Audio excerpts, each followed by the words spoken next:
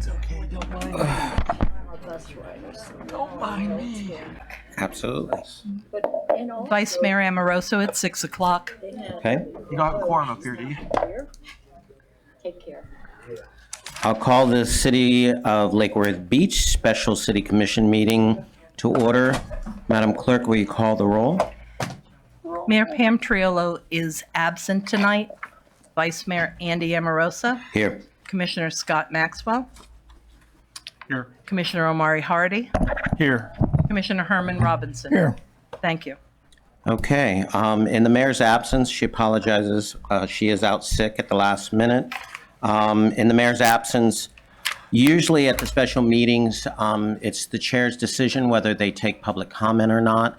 Tonight, I will take public comment on any of the agenda items. It will be 2 minutes. You'll need to fill out a blue card in the back and get it up as soon as possible so we can move forward with that. Moving on, the invocation or moment of silence, Commissioner Scott Maxwell. Thank you. We gather to make decisions for our community. May we use our best skills and judgment, keeping ourselves impartial and neutral as we consider the merits and pitfalls of each matter that is placed before us, and always act in accordance with what is best for our community and our fellow citizens. Pledge of Allegiance led by Commissioner Hardy. Pledge allegiance to the flag of the United States of America and to the republic for which it stands, one nation, under God, indivisible, with liberty and justice for all.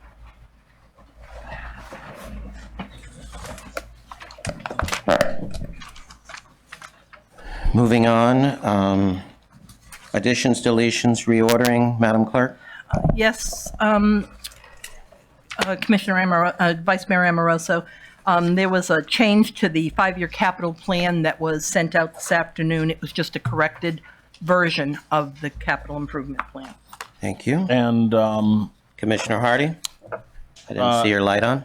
that's fine. I would just like to, I don't offer consent at this time for A, to be on the consent agenda, so we can just put it on new business. Okay, so you're asking for a consent to be put on new business, which would become D 70. under new business.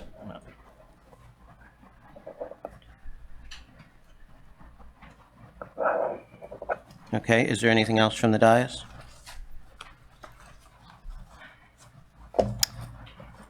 Is there a motion to approve the consent agenda as changed? So move. Is there a second?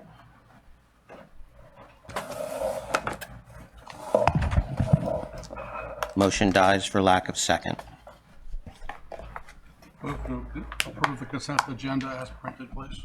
Is there a second to approve consent agenda? As amended. Point of parliamentary Yes. inquiry. Yes, Commissioner Hardy? So our rules might be ambiguous as to this, and I'm interested to hear what the what our attorney thinks. Typically, with a consent agenda, if one person isn't on board with it, then typically it's just pulled. It's not something that you have to vote to amend the consent agenda. Is that typically how it works, Madam Attorney? Based on my experience, what typically happens is when there is some type of change to the agenda as already set for the meeting, there's actually a vote on the agenda as proposed to be amended. And that's what I thought the vote just was. And that vote died for lack of second. Okay. Okay. Commissioner Robinson? Wasn't this brought up before, and consent is, we're not voting, we're moving it. We're moving it, item A to new business. We're not changing the agenda. So really, a second isn't necessary. Well, Commissioner Hardy? so Commissioner Robinson, if you would like for item A to be moved to new business, you should withdraw your second on Well, on this motion that was made, because that would preclude it from being moved. I thought I was seconding the second, but yes, I would like it moved, item A to be moved to new business. I'll second that. There's already a Hold motion. hold on, we already have, So the motion and second on the floor was a motion to approve the agenda as originally set. we do Are not have you- a second at this moment. We have a Just a motion. motion. And Commissioner Robinson? there was no point in seconding it because we have gone through this before and we have done it before, that a vote isn't necessary to move something off consent to new business. Mr. Chair, Yes. I recognize that, but I guess the feeling is, right now is that if we want to move A off, we can't, it would take a vote to move A off the consent agenda. And so it would take a motion and a second. And so I'm wondering if Commissioner Robinson has withdrawn his second. I withdraw my second. Okay. But that is not the motion on the table right now. There is a motion on the table made by Vice Mayor Pro Tem Maxwell to approve the original agenda. Is there a second? Motion dies for lack of second. Do I have a new motion? I'll make the motion again to remove A from the consent agenda and place it on new business. City Attorney? It's not a vote. Okay, so you originally made that motion. Correct. And it died for a lack of second. So I think at least someone else is going to need to make that motion. Mr. Robinson, that is the motion that you're trying to get forward. To new business. Would you like to? I move to move consent agenda item A to new business. Second. Okay, we have a motion and a second. All those in favor? Aye. Aye. All those against? Nay. Motion carries 3-1. Okay, moving forward. So, under consent agenda, A became D under new business, for clarification. New business, A, adopt the 5-year capital plan for FY 20. Excuse me, we now have to take a motion on the consent agenda. Oh, The sorry. two items that remain. The two So moved. items that remain. Motion to, So moved. is there a second? I'll second it with the understanding that when we are talking about trees, I would assume that they're going to be native trees and the tree board is going to be involved in any appropriations and consideration for tree canopy. Is that a second? That's a second. I said it. I'm going to second it with the understanding. You would have to have the first person who made the motion. I'm okay with that. Amend the motion. I'm okay with that. That's a friendly amendment. And gentlemen, with that. the trees have already been Been planted. planted. Yeah. This is an appropriation In the future. in the future, so going forward. Okay. So the motion then is to approve the consent agenda within the future, the trees being planted were of a native species. Mr. Robinson? Okay. Okay. There's a motion and a second. All those in favor? Aye. Aye. Commissioner Maxwell? Nay. Motion carries 3-1. Okay, moving on. New business. Madam Clerk, we had a change to this item. Can you please share that with us again?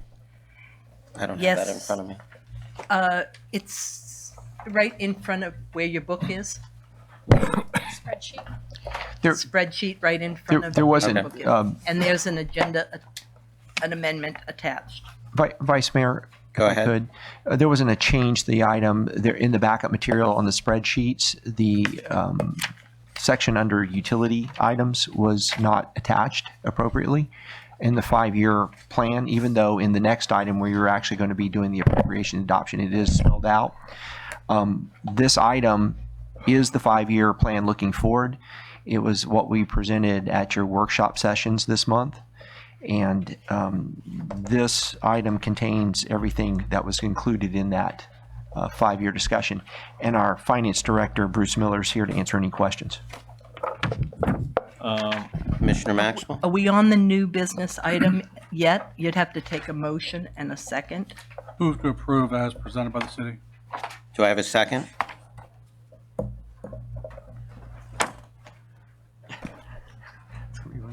I'll pass the gavel. Please pass the gavel. Point of parliamentary inquiry. Madam Attorney? Hold on one moment. I'll second that motion, Madam Attorney.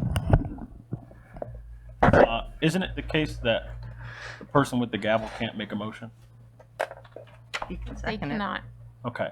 So the problem is that by handing the gavel to the person who's made the motion, this is not within order at this time.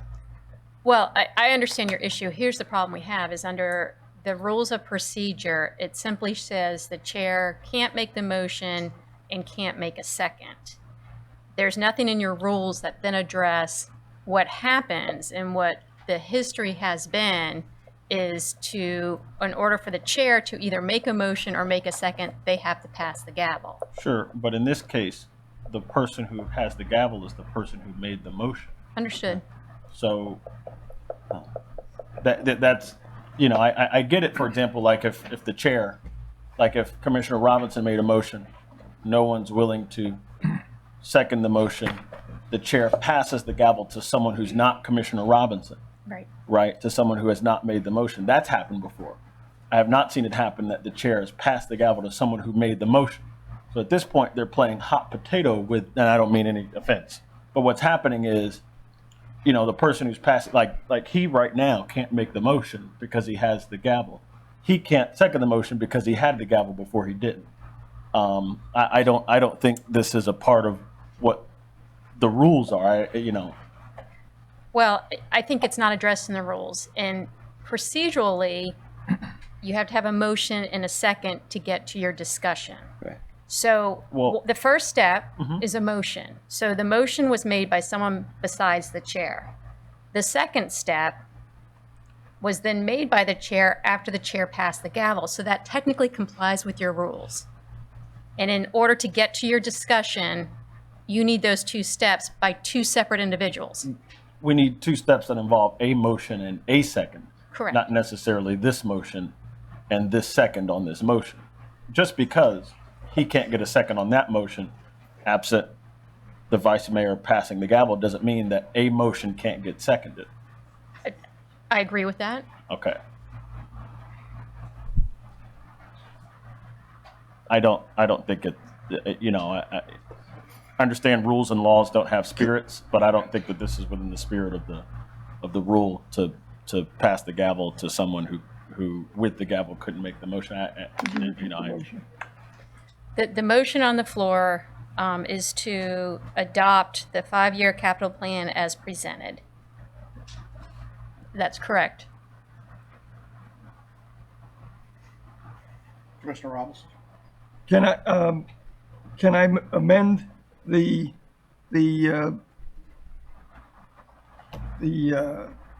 5-year plan?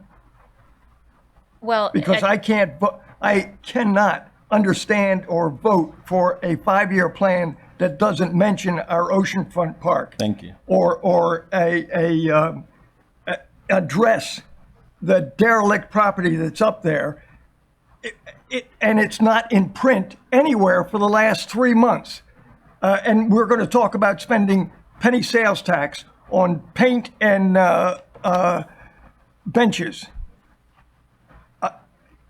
I'm just beyond words that we can do numbers. I congratulate you on doing the numbers. But the management of that property up there is disgusting, and as a revenue source been neglected and ignored, and I'm tired of it. and I think what you want to do is get to the discussion. Yes. So, Not of this motion. But I'd like to include our oceanfront park in a 5-year plan. If we're not going to do any money to improve that property in the next funding comments, what are we going to do in the future to our oceanfront park? understood. We have Well, a motion and a It's second on the floor. It's not up to you. It's up to management Okay. at this point. Right, I agree with that. And I'll make a motion to amend You the, can't. There's a Okay, motion on the. go ahead. which I can do, Okay, yeah, so I'll make a motion to amend this, and, I think this would be a subsidiary motion if I'm not mistaken. So it kind of lies right underneath the motion that Commissioner Maxwell made, and, this capital plan needs to be amended to include, and, when I hear Commissioner Robinson say the oceanfront park, I'm hearing as a part of that, the pool needs to be considered in this capital plan. So I can't vote for this because it ignores something that the commission has discussed for a long time, and it pretends like we haven't had multiple discussions saying that this needs to be a part of what we do. We've argued about the amount. We haven't argued about whether to spend an amount. And so there's no amount represented here in these figures. I feel somewhat disrespected by that. I think that this body has been somewhat disrespected by that because this body has expressed its will repeatedly. So, and again, we can argue about the number, but we agreed on a number. So I'm going to make a motion to amend this to include a pool of at least $8 million here. And I'm wondering if I can get a second on that motion. Madam Attorney, would you help me out here? He can't do this. There's already a motion and a second on the floor. He can make it and it's not covered in your rules, it's under Robert's Rules of Order. He can make a motion to amend a pending motion that's on the table. So my motion is to include a pool of at least $8 million Who's he got to get a second from? in this capital plan. And I'm wondering if Commissioner Robinson would second that. So before we go any further, City Attorney, I want to make this very clear in my mind. You're telling me that going forward, or it has always been, anytime we make a motion, there's a second on any issue, one of us come back with another motion To amend it, correct. to amend it with a second on the amendment, and then where do you go from there? Then you take a vote on whether to amend the motion on the table. If the motion to amend is approved, then it amends the original motion, but then you have to go back and take a vote on that now amended original motion. Gotcha. Okay, so I have an amended motion on the floor. I'm looking for a second. Is there a second? I would second it with the correction of, or the wording change to have the pool included in the improvements of our oceanfront park. I'll take that friendly amendment. Second. Any further discussion? Well, let's discuss it. No, not from you. I'm talking from those who have not spoken yet. Vice Mayor Amoroso? Just for the record, so at our last meeting, it was very clear that the mayor tried to get $6 million for the pool and did not get it. However, she did recommend that before any funding be put on the table, that we go out with a 3P proposal looking for someone to come to the table to partner with us on the pool and or beach property. Prior to that, there was 9 million, 9.5 million, and I'll go back to what I've said from day one. We can spend all the penny sales tax we want on this property. We still have no line item for maintenance, for general maintenance moving forward. And, you have pros and cons. We're going to make that money. We're not going to make that money. It's been said, no pools in Palm Beach County make money. It's a beach asset. I get all that, but I still long-term have an issue paying for anything. And I've said it before that we have about $16 million in penny sales tax left. And this is how we got into the situation from last time. The commission that sat here said, we want to spend $6 million, and that's what they spent. And that's what we got. We got a $6 million project that probably should have been a $20 million project.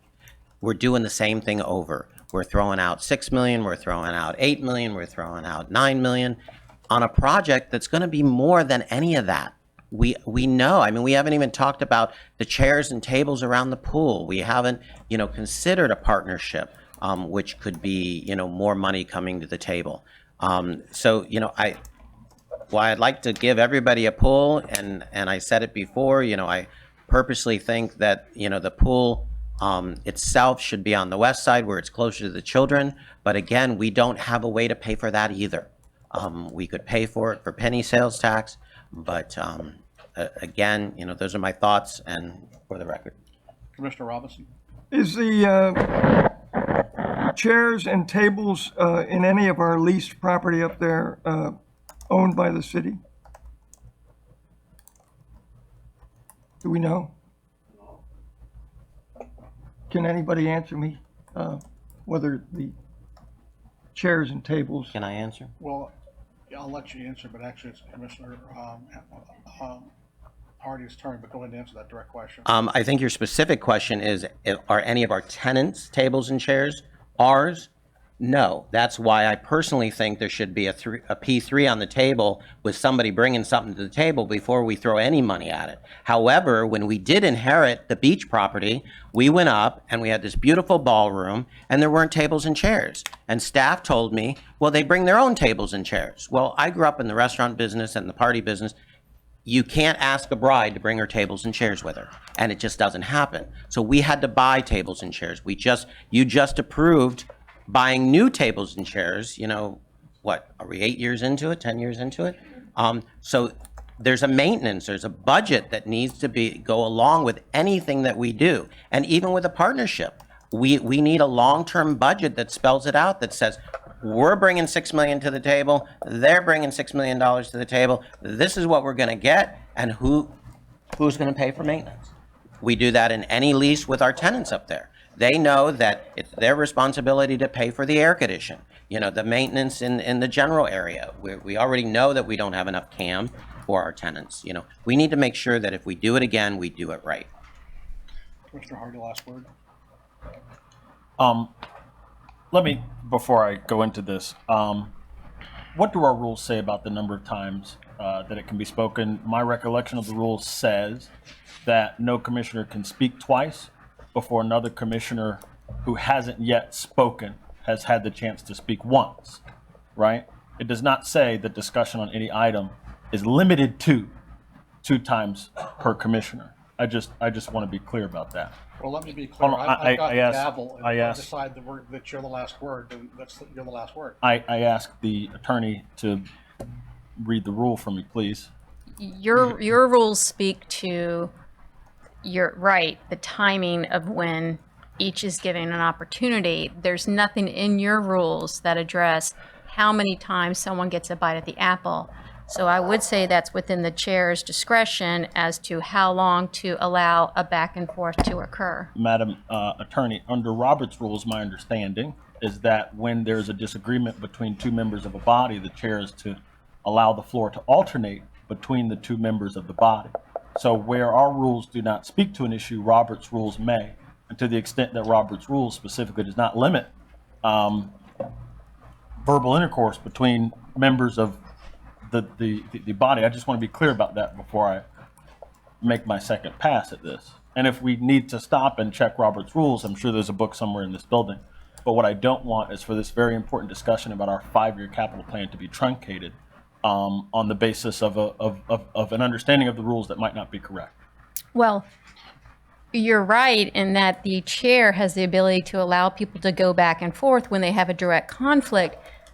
But you're kind of talking about new information is provided to that debate to continue the debate based on new information. If we go back and forth with the same argument, I believe it then falls into the chair's discretion to say, we've reached a point in this discussion where we need to make a decision because there's no new evidence that's going to be discussed. And that is in Robert's rules. I don't believe Robert's rules addresses it, but I think the intent of Robert's rules is you're not going to, as the chair, allow 2 people to go back and forth arguing the same thing with no new evidence presented to sway one side or the other. Okay. So at some point, the chair's got to make the call that we get back and we go back to the motion on the table and take a vote. Okay, so here's what I'll say, and I guess this is my final pass. I would disagree with that, but at this point, whatever. The first thing is, it's been said by Commissioner Amoroso that we need a long-term budget before we spend or commit any penny sales tax money to any particular project. Is that the commissioner's position? That was not what I said. Hold on. Okay. We are not going. You're not going to question Okay. members of the body. Okay, I've acceded. he said that we should have a budget or a plan to maintain an asset before we spend money on it. I interpreted that as being a general statement about when we spend money on projects. That you know. Not what I said. I was repeating what the mayor We're not said. going to go back and forth. Okay. You direct your comments to the chair. What I will say is whether the mayor said that or whether the commissioner said that or whether the commissioner simply agrees with what the mayor said, I don't know why he would bring it up if he didn't agree to it or assent to it in any way. You know, members of this body have not always operated under that belief. And I think a prime example of that is how we've spent almost $2 million on a parking garage that we have no plan even to build and much less a plan to maintain, right? So when it comes to the pool, we adopt a standard that says, well, we have to have a budget to maintain it. But when it comes to the $1 million that we spent on a parking garage in the downtown, we haven't adopted that same framework. The other thing is that it's been said that we need to come up with some sort of triple P, a public-private partnership on the pool. You know, what I'll say about that is that may be the case, but right now we're being asked to decide on spending that would preclude us spending on the pool. So let's say that we decide on this capital spending plan today. By the time all this stuff gets spent by the end of the year, there's no money left for a pool, right? So even if we were to go back, I mean, if it's just simple addition here, even if we were to go back, we would not have enough money for a pool. And so the fear is, and the reason why we're afraid of approving some of these other items is that if we approve them, we precluded the idea of the kind of pool that certainly I would like to see and that residents would like to see at that site. So, you know, I made a motion to amend the original motion. That motion's been seconded. I guess I'm done with what I'm allowed to say at this point, which I don't agree with that either, but whatever. And so I guess we're, you know, Commissioner Robinson, your last comments, please. Last comment, I'd just like to add that I've talked to three very interested operators, and as far as I know, management or the city hasn't moved forward with even approaching anybody to talk about an operator. I have, and they were going to the extent of giving me a letter of their intent. I don't understand why we can come up with numbers and a budget before exploring the possibilities of improving that property for the purpose of revenue. If we're so fixated on our shortages and don't address the possibility of revenue, it astounds me that we're not moving forward to gain revenue over there. And if we're going out to bond, and somebody's going to buy our indebtedness based on our management of our property, and they see our oceanfront real estate in the condition that it's in, I'm concerned that regardless of the other departments that are capable of handling debt, if our community and our government and us, we own that property now, and if you all don't want to move forward with it, it's on you.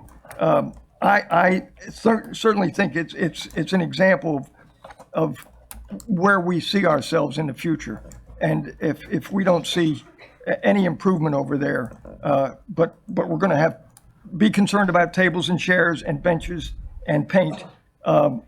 God bless us, because that's not a forward-thinking community. And two,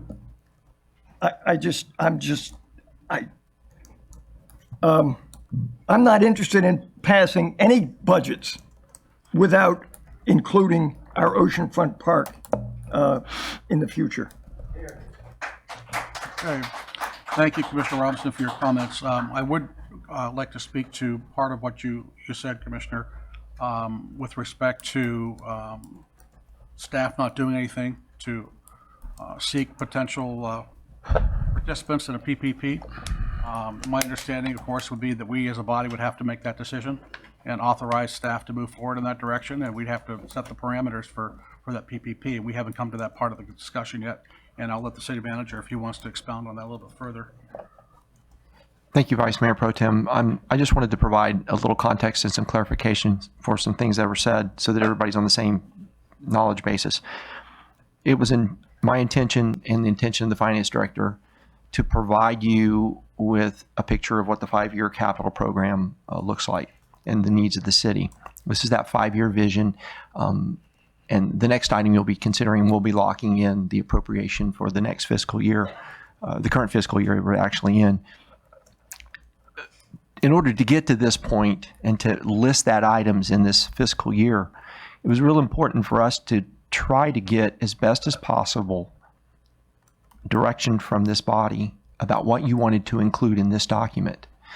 And what is included are the things that there was acceptance agreement, whatever word you want to use, to move forward. The great majority of what's being talked about in this budget process was about the utility funds and moving forward with the bonds, because there are revenues, there's restructuring of debt, and I don't think a person would disagree that the projects that are currently underway need to be appropriated, as well as future projects in the SHRIP program, for example, in the electric utility, to fix the delivery of product to people's doors. It's an understood and a long-term problem that's been around for over 40 years, and we're at the point of fixing it. When it came to the general government items in the workshops that we conducted here in these chambers, there was several categories and project-specific items that were discussed and actually were hashed back, especially in the general government arena. They came down to a set of matching funds that were to go along with the utility portions of the motor pool building. And the source of those funds was the sales tax money, which is what we're talking about here, I think, in the general topic of this discussion. And it was $1.5 million. And that $1.5 million is being matched with $3.5 million in the utility portion to fix the motor pool building and launch that. That's reflected in these numbers. $3 million, I'm sorry. We also presented money that talked about cybersecurity. We presented money that talked about what would be considered for roads, ADA sidewalks. There was a conversation about the beach complex. And then there was some conversation about the parking garage one way or the other. But there was no discernible direction that we perceived from this commission to move forward in putting this in black and white in this format to include in the 5-year plan, nor the FY20 budget capital plan. It does not commit the remaining $14.5 million of sales tax money. And my perception and my understanding and appreciation, as well as staff's, is we are currently in a process to help y'all work through your differences to determine what that final set of numbers looks like. It is a work in progress, and it may go on for a while given the current back and forth that we're seeing, which has been typical. It is impossible for staff to have divined a direction in amount or by category at this point to memorialize in a budget document. And I know there's disagreement about that, and there's been some harsh things said about management and staff and how we're falling down the job because we didn't put numbers in the budget. It doesn't mean we can amend the budget tomorrow. You can amend this budget at any time you want to, but y'all need to do the job of figuring out what it is you want us to do, both in scope, size, and amounts. Because I don't hear an agreement, and I still don't hear agreement. But the thing about it, don't miss the point, and I don't want anybody in the audience who came here tonight thinking somehow we were excluding and using up all the sales tax money. That money is still there. It doesn't go away. That $14.5 million has not been committed. And it's our intent to carry all through a process. What if you come up with the P3? Doing a P3 is a great idea. You have a couple of steps involved in that. You have the ballot issue that's on March. that would consider making the term a little longer to 30 years, which the people who do P3s are looking for longer term commitment if they're going to do capital investment. And you have the ability to set the parameters of what it is you want in a P3 offering to go out to the public. The reason staff hasn't gone out and started ginning up conversations with people in the public about because we don't know what you want to do.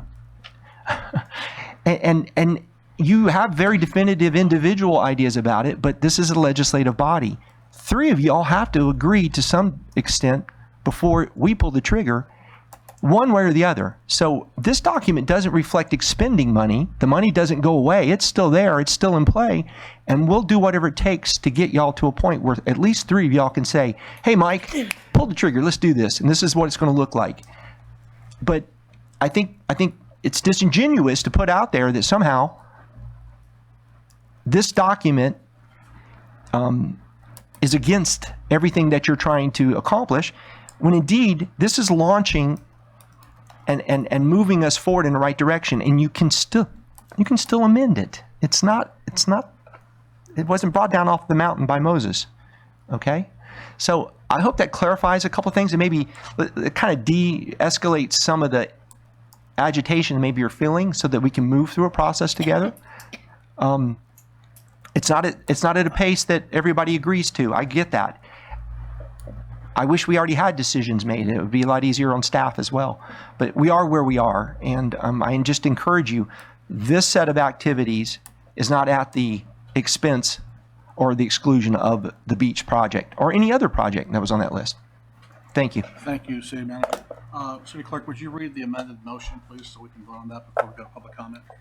The amended motion is Commissioner Hardy made a motion to amend the capital plan to include the pool of at least $8 million.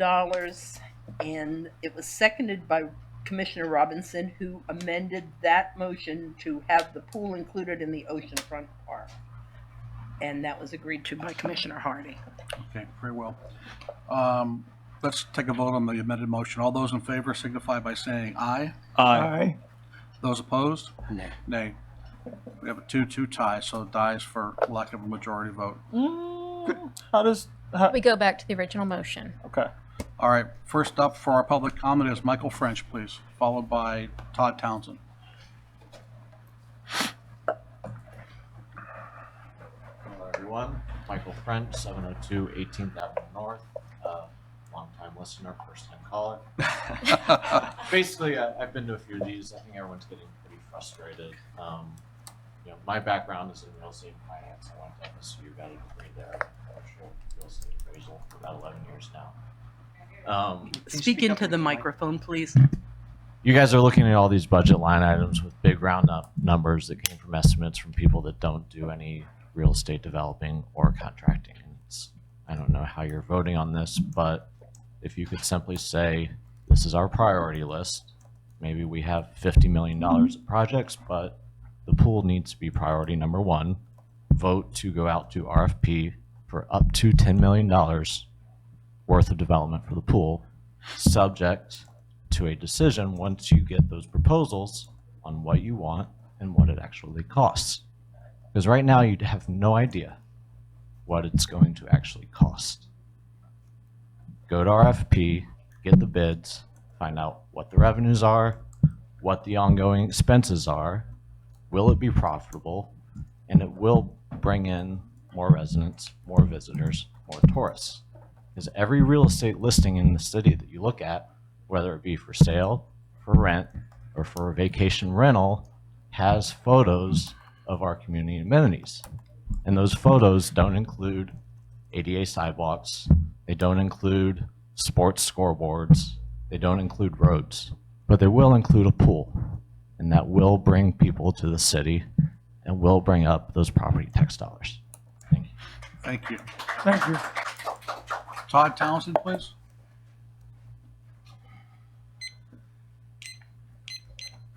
Hi, everybody, Todd Townsend, 502 South J Street. I want to speak for a lot of people and just say, we really want to have a pool up at the beach. I mean, right now there's 2 gigantic sharks out there swimming, 15 and 12 feet long, and Miami might bust a pipe and there might be poop out there. We really want to swim in a pool. let's put our let's set up our tourist magnet. We're at the beach. We're not out in the sticks. We're not out in the cornfields where all they have to compete with each other as municipalities is the roads. We want a pool. Thank you. Thank you. Okay. Would you, Madam Clerk, read the original motion? Vice Mayor Pro Tem Maxwell made a motion to approve as presented by the commission.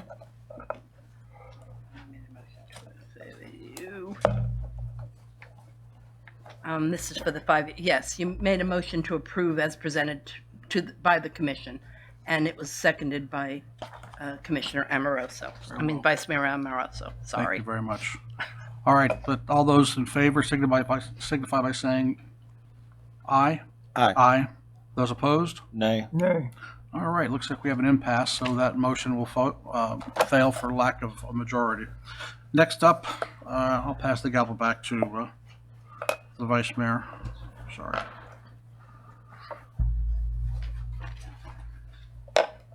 Could I just make one comment? Yes, you may. Go ahead.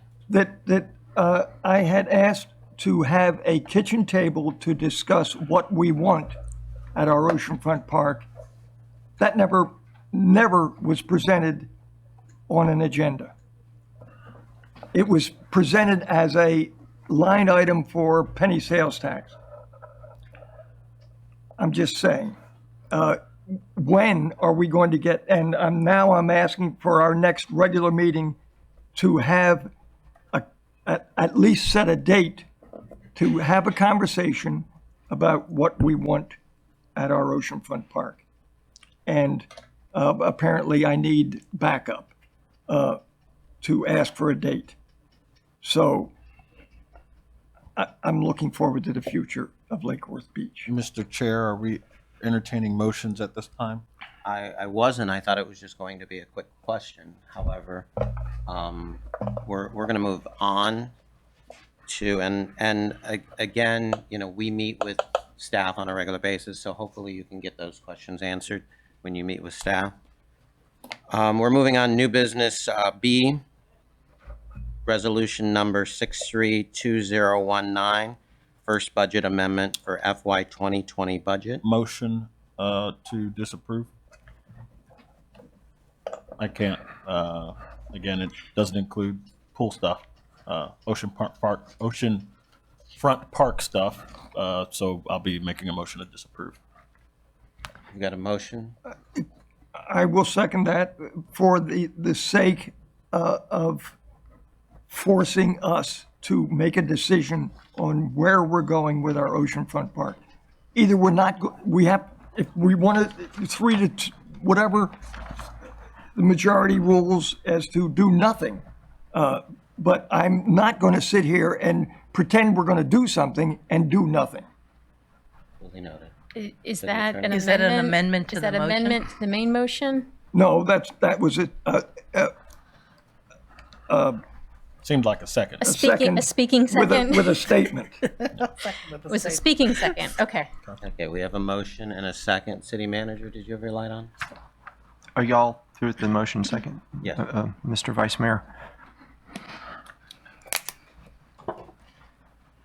This item clearly reflects the actual appropriation of the various activities that are either underway currently that need to continue and reflects going forward, the great majority of which, I'll repeat, were in the enterprise funds.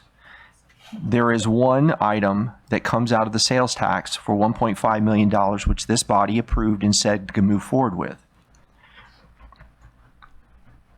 Of the items that are currently underway that need to be paid, and I'll use the electric utility as an example, Madam Attorney, maybe you can help me with this. Are there items in here that need to be paid and taken care of, and that if we delay this too long, we run some risks with how we're handling that? That's correct. The problem we have right now is we have funds that are based on, I believe, the bond, the Bank of America bond, and set aside for the road program. that the city has recognized for these projects crossing fiscal years.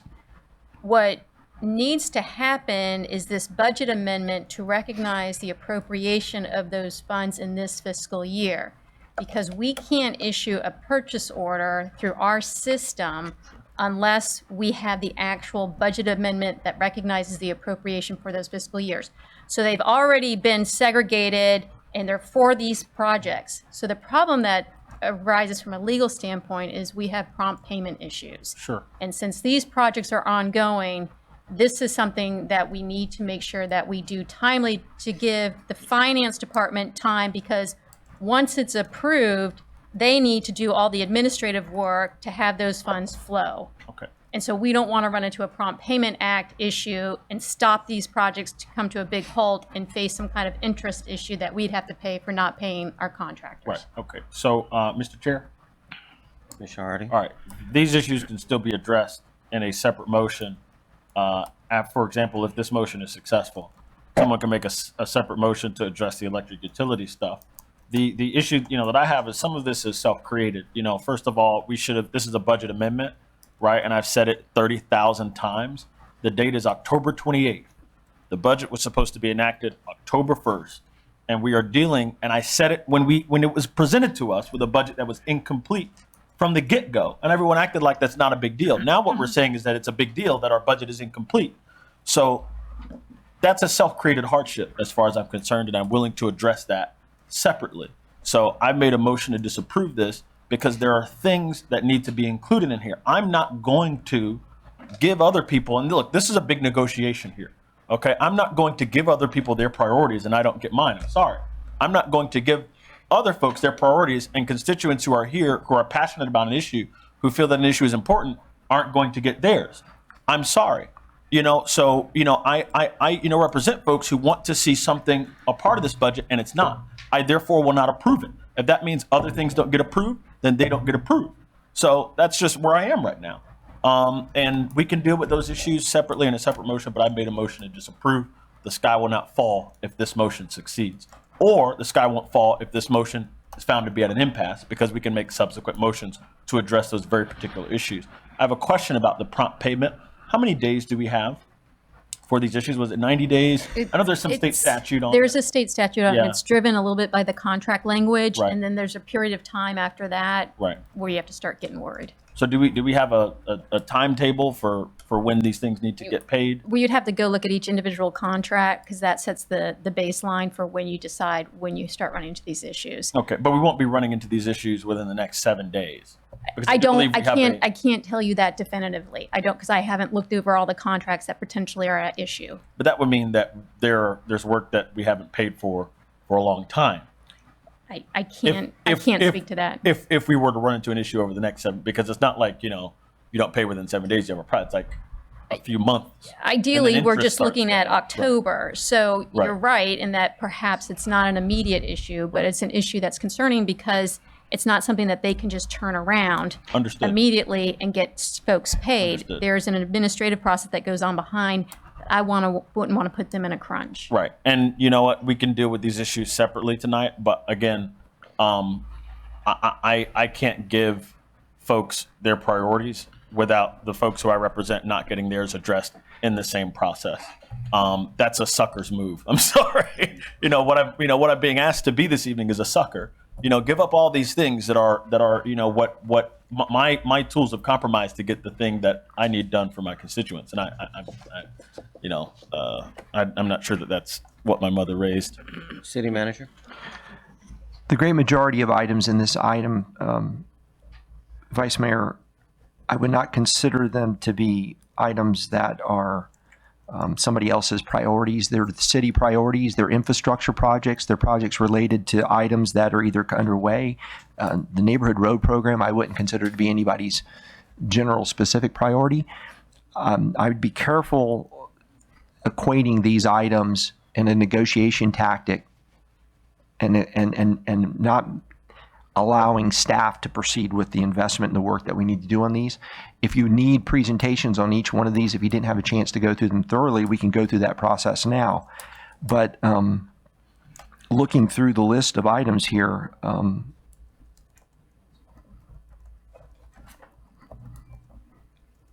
I would just implore the commission to consider moving forward, specifically as Commissioner Hardy's outlined, the items that related to ongoing projects as a priority first.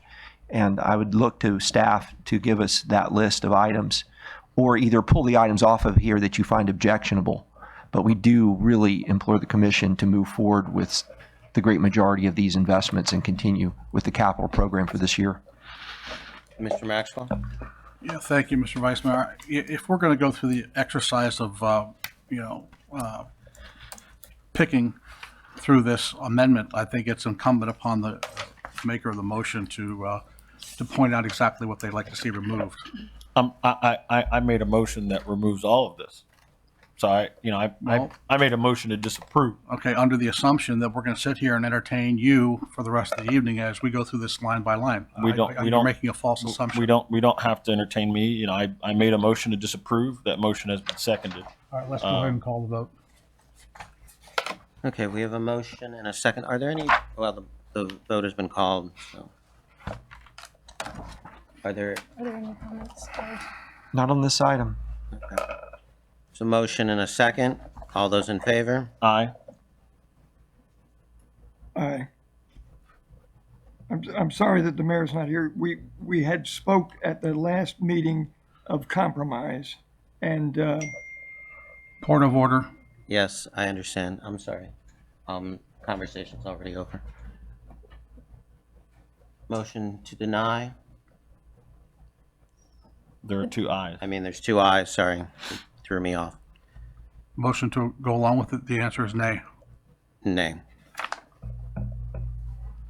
So we have an impasse. Okay, moving forward, and I don't really want to do this because staff gave us all items, but I'm going to ask Commissioner Hardy, because you brought it up first and you had said we could talk about these issues. Is there a new motion that you'd like to make that might include some of these things that we need to move forward to take care of business? Sure. I'll make a motion to approve a budget amendment only for these items that we see. What is this on page 7 of 13 of Exhibit A, which involve the electric fund, and What about the neighborhood road program? 8 of 13, the water fund. 9 of 13, local sewer fund. 10 of 13, regional sewer fund / R&R. 11 of 13, stormwater fund. 12 of 13, refuse collection fund.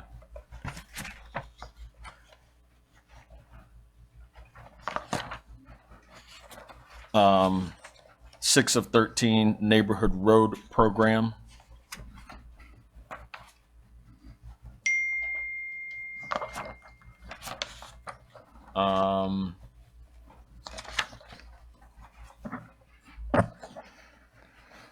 'I just want to be clear before I continue. There's no penny sales tax involved in this Park of Commerce Fund 304. None, right? There are a few dollars that were previously approved. So we, That we approved. Like Exactly, yeah, Okay. right. Yeah. And that's the match. That's the match from the state we appropriation. just want to make sure that they were approved, but there was no formal appropriation. So this is just bringing formal appropriation. And I just want to be sure what was approved was the match. We had to come up with matching funds to get the state appropriation. Well, for example, it's $150,000 for Park of Commerce. There's approximately $2 million of Park of Commerce improvements that have been approved by you as a commission from the penny sales tax. But again, it was approved but not appropriated. Right, but those amounts were a part of the the matching funds that we had to come up with to get the state appropriation that we got from the legislature.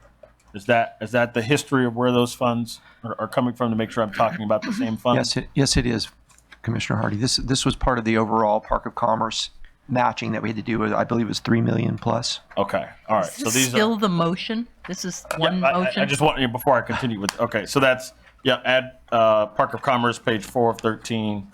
Add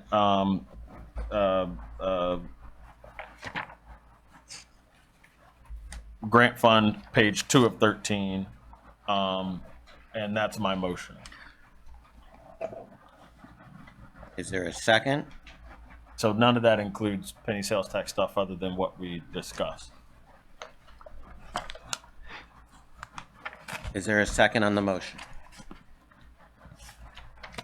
And I'll second it. Okay. It preserves the majority of the penny sales tax. Mr. Maxwell? Thank you. Madam Clerk, can you tell me what the first item was that Commissioner Hardy was willing to, Electric fund. what was that, of 13? I think 11. 11? Oh, no, it was before, don't have it was before 8. Hardy made a motion to approve only items, electric fund, water fund, local I got sewer. 8, 9, 10, 11, 12, then we went 2, 4, 6. Before 8, what was the first number? 7. Yeah, that's Okay. 11. All right. So he's allowing, he's recommending or suggesting 9 out of 13. I think it might be better and cleaner if we point out the 4 that he doesn't want. That would be helpful. I mean, that's the motion I've made. It's been seconded. It accurately describes what I would, and accurately and positively describes what I would like us to spend money on. So that's what I'm gonna stick with. Okay, we have a motion and a second. But- However, we're in conversation. Can we identify the 4 that were not in the original motion? It was capital projects. It was discretionary sales tax funds. Garage fund? I'm sorry. Yes, and the garage fund was not in there. So I've got 3. Yeah. Is there a 4th? I think did I include neighborhood road in my? Yes, you did. Yeah. Yes, you did. So yeah, Here's number 6. I think that's it. So there's 3 items that you did not approve. Right. But in either way, I've We're missing one. mentioned the ones that I. Well, no, because there's a page. The front page is not. It does not describe. Page 1 of this exhibit is a kind of like a summary. Okay, so there's 12 items. Right. Exactly. And it's 13 pages, 12. Exactly. Okay. Yes. I just want to point out that you're going to have accompanying legislation tonight for the bus shelter, and that funding source is the $335,000 Oh, that's it. That's in the. capital fund. It's grouped with Royal Poinciana. That's it. The bus shelter. It's a bus shelter at Royal Royal- Poinciana Playground. right. It made me think that there's a bus shelter in Royal Poinciana. No. That we're okay. It's a funding source. So if that's not approved, then we can't move forward with the contract. These are old funds that have not been spent, and rather than appropriating new dollars, it's prudent, if you will, fiscally more responsible to appropriate old dollars that are not being utilized. Was that in discretionary or capital? That's the capital projects fund, the $335,000. Let me ask, why is the Royal Poinciana, I'm sorry, why is the Royal Poinciana playground stuff not included in the grant fund? Because the Royal Poinciana playground was supposed to be paid for with CDBG We have to appropriate our dollars that go along with to that. do some extra stuff. Right. I'll include, and if the person who seconded the motion is okay with it, Hold on, amend your motion and then we'll ask the second. okay, well, Don't have me read that whole I'll just thing. add. Just add to it, Yeah, I'll just yes. add Thank you. page 3 of 13 to that, which includes the capital projects fund, the bus shelter at the beach, and the Royal Poinciana playground, some accompanying funds to supplement the CDBG. I don't know how the person who seconded that feels about it. The maker of the second amend his motion. So that puts us into choosing, along with the bus stop, a playground. Royal Poinciana playground. In the same, Right. Correct. yeah. Where we get boxed into either saying yes or no to a lot of, this is,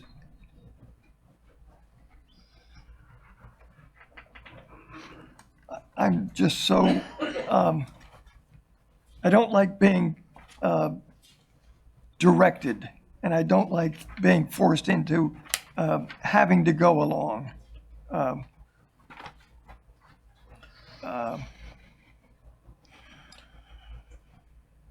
And Is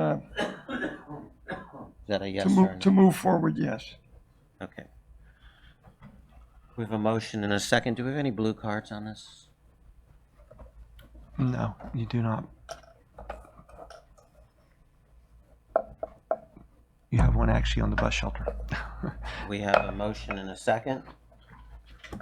Madam Clerk, are you okay? I am. Okay. I am. I'll be Just right checking. by February. Okay, we have a motion and a second. All those in favor say aye. Aye. Aye. Nays? Nay. Motion carries 3-1. Okay.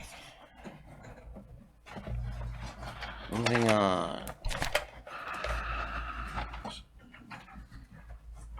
New business C, resolution number 64, 2019, allowing the reimbursement of certain costs and expenditures relating to combined utility system improvements from bond proceeds. So moved.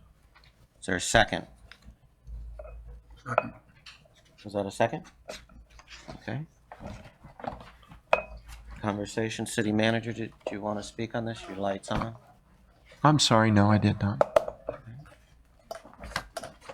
Any conversation? Do we have any blue cards? Okay, we have a motion and a second. All those in favor? Aye. Aye. Motion carries 4-0. Okay, we had a consent agenda item moved, which was consent agenda A, moved to D, new business, approved contract for casino bus stop improvements to E and F Florida Enterprise, Inc. So moved. Is there a second? Second. We have a motion and a second. Any conversation? Yeah. The reason why I moved this is because some folks reached out to me about it.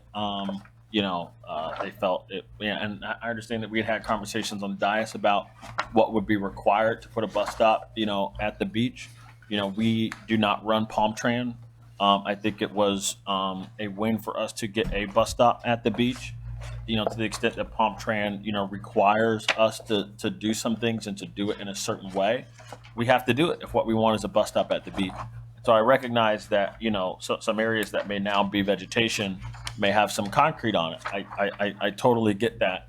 But, I think if you're for the environment, one of the things that you should be for is public transportation and people not taking their personal automobiles up to the beach and solo driving. Right. Look, there's give and take. We lose some vegetation. We lose some pervious surface area. But at the end of the day, we gain expanded public transportation, and we gain something that's good for our city and for the folks in our city. And so, but folks will not have the opportunity to speak on this issue individually, which is what some people wanted. So, yeah. Okay, public comment. Anybody else up here? Pansy Holloway. If you'd like to speak, I just need your name and address for the record. Pansy Hallowell, 1512 North Lakeside Drive.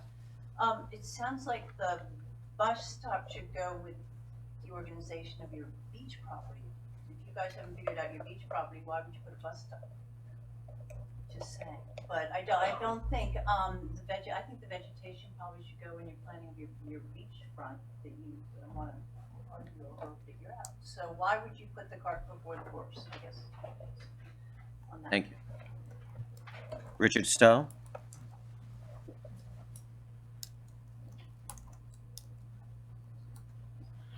Pass me the Tums, please.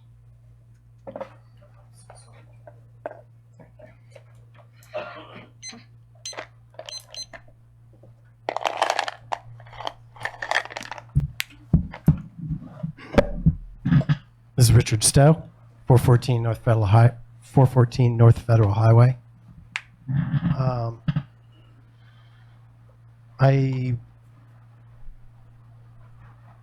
I'm for public transit. I've never owned a car. So I have taken the bus from Orange County to New York, Connecticut, Florida, Miami-Dade, Palm Trans. And I advocated for a bus stop at the beach. So the question is not whether the goal is reasonable, but it's the detail. And I've had some extensive conversation with Steve Anderson, with Palm Trans. I've spoken to Tri-Rail. I think the question is, do we want the 10-minute wait to take place at the beach? Or would it be more productive? There's a number of questions, but this is one. Would it be more productive to have the 10-minute wait for the bus driver when they get their break take place at Tri-Rail? I would argue if we could get a bathroom situated at Tri-Rail where you could have the bus drivers take their break there, that would allow more productivity in terms of time transfer from a Tri-Rail train to the 62 bus. I want to increase ridership on the 62 bus. I want to maximize it. Now, with regard to the actual pad that's been chosen, yes, there's loss of native landscaping. And I'm sorry that this didn't come in front of the, may I ask for another minute? There's a few people behind you, but I'd be happy to speak afterward. we'll have a chance to actually talk, and we'll bring some things to the tree board. I think that's what you were going to mention. Yeah. And I don't think we're there yet. yeah, so what I was going to say is that No, I'm going to go ahead and cut you off here, but we'll talk again in reference to the tree board and the landscape. Okay. I've got a couple Susans. Susan Ono.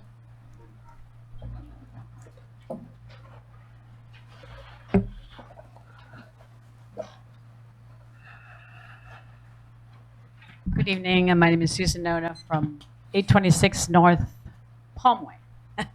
I am, like Richard, I am totally in favor of a bus stop at the beach. My concern is in the details, and I've heard a lot of different things, and I was hoping to see some sort of presentation tonight because it says approved contract for casino bus stop, and to see what kind of plans are there for the casino bus stop. I've heard that there's going to be maybe some vegetation and trees, and a city that we pride ourselves in having native plants and trees. That why would we take them out and to put a bus stop in pavement? And that's what I'm concerned about, and certainly we wouldn't want to do that up on the beach.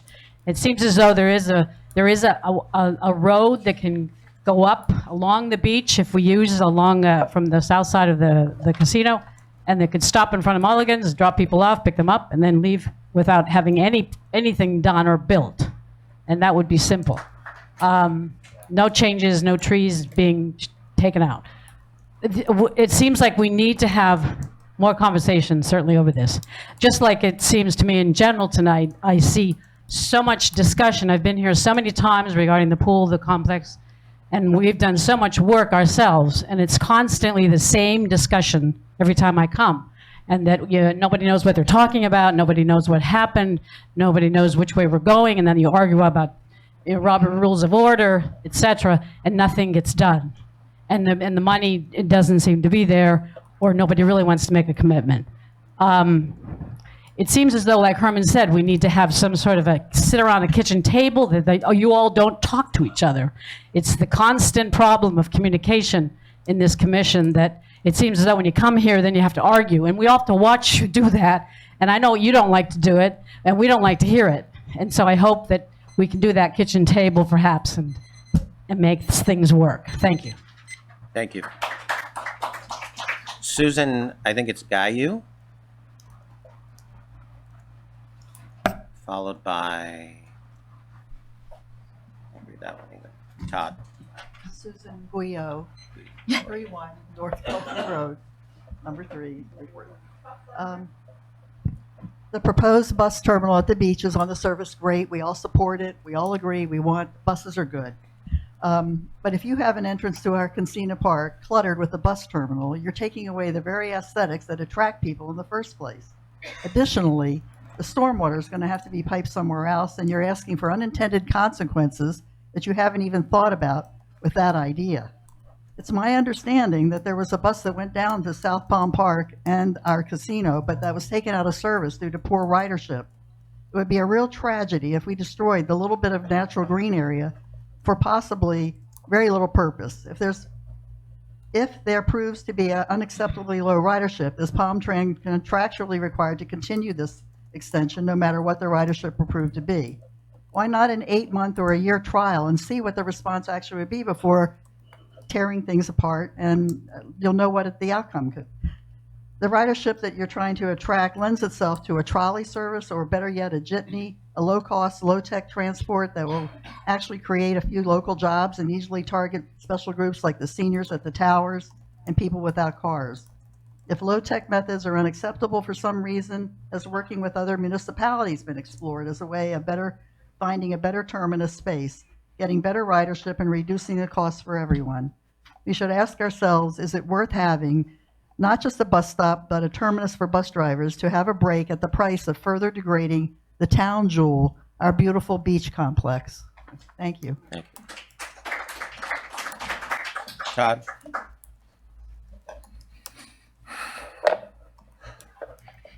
Hi, Todd Townsend, 502 South J Street. I've been working on this problem for a long time, and I ride the bus a lot. I ride the 62 a lot. And I've spoken to a lot of bus drivers about this specific situation because I want the inside scoop on it. And it comes out that the bus drivers say that it's not a good idea to take the bus across A1A up into the beach parking area because, number one, you could get cluttered up on big days when we have a lot of cars at the beach, and number two, you could possibly be forcing a bus to wait 2 times for the bridge to go up and down. So we really want to put the bus stop at the Green Market area right there. So they come over the bridge, they turn left, and there's a little stop right there. You can drop them off right there. The bus goes down and has a turnaround at the fire station down there, comes back, and then pulls into the Green Market area. We cut a little bit of that road out right there to get in there, and we put our bus stop right there. And that's what we should do because, again, we don't want the bus stuck up in there on big days or when they force the bridge to go up and down a lot, and we don't want the bus to have to handle 2 bridge risings because the bus has to be at certain places along its route at certain times, and it's a tight schedule. So we don't want to clog up the beach by having a stinking bus up there hanging out. They come in, they go out, and that's that. Thank you. Thank you. Mr. Maxwell? What are we gonna do? The public has come in, so they have severe reservations about this bus stop. Do we have to cancel the project? What do we need to do? I have some thoughts. Talking to the chair. You want me to answer that? Well, yeah, I mean, I'm a little concerned. I can talk. For about 8 years, both myself and the mayor have been working on this project. Yeah. I started a little earlier because I had a lot of handicapped people come to me and say that they want the bus back. And I'll give you just a little insight. So the bus stopped when the construction started up at the beach. When we didn't get the bus back, I went to Palm Beach County. The Palm Beach County said you can have the bus back for $200,000. So fast forward, we are years later, and we can have the bus back, and it's not going to cost us $200,000. All it's going to do is cost us a bus stop. And I actually physically went out with Palm-Tran staff, rode the bus from here to the beach. There was no perfect spot, and I asked the same question you're asking. Why isn't it at Old Bridge? Why can't we do it here? It came down to a lot of different things. And one of the biggest things were the handicap ramps. The bus drivers need to get off and use the bathroom. And if you actually physically look at where it's going, we're not taking out huge landscapes. You know, and, you know, I argue that if you're all for native trees, get up there and put some more in. I was talking to staff today that, you know, half the mediums are empty. You know, dune daisies grow like that. You know, there's no reason why, you know, the tree board and other organizations, the greening that we do in the city of Lake Worth can't be putting some stuff up there. But that's another whole side note. But we have a lot of elders, we have a lot of handicapped people that, and a lot of locals that just don't drive anymore and they want to go to the beach. And we need the bus back. I thank Palmtran for, you know, working with us and making it happen. And there is no perfect spot for the bus at the beach. I can tell you trolleys and other systems, again, we've been fighting for those for years. And I think last year, or the year before, through the TPA and Metropolitan Planning Organization now, we got some potential funding for a trolley, but we didn't get the funding to run the trolley. We couldn't take trolleys if you can't afford to run the trolleys. And again, it comes down to funding. Mr. Maxwell, did that kind of answer something? A little bit. You know, maybe we should, whatever they take out, maybe they should put it up there where the pool is. I'm sorry? Take out the vegetation and everything, put it up where the pool is. Beautify that area. Well, there's really not a lot of vegetation there, to be honest with you. There's some, you know. All right. Just a half suggestion. of it has died, is what the point I was trying to make anyway. Half of it doesn't exist anymore. All right. There's areas where there should be some green. It's just not there. Commissioner Hardy? Yeah. Look, again, as Vice Mayor Amoroso recounted, the things that folks have spoken to us about, you know, whether over the phone personally or in public comment, they haven't been already thought about by, you know, the folks who do this. And so, you know, it just is what it is. And, you know, as far as, you know, whether it'd be better to have a trolley, I don't disagree, you know, and this has been discussed ad nauseum. Yeah, I think this is probably better as some little micro transit to go from the mainland to the island and back and forth. But we don't really have the funds to do that. And we have an opportunity to partnership with Palmtran to connect, you know, to basically extend a line here. So I recognize that there's some issues. I respect the people who brought me the issues. I really do. But on this matter, we disagree. City Manager? Jamie, did you want? Vice Mayor, yeah, I would like, Jamie Brown, there's a lot of things that staff has been involved in, and there's been presentations in these chambers about this project. So if you could clarify a few things, Jamie, that'd be helpful. Jamie Brown, Public Works Director. Where to start? Vegetation. If you actually look at the plan, any trees that are currently there where the bus bay will be going, they're being relocated. Nothing is being chopped down, nothing is being removed and taken away.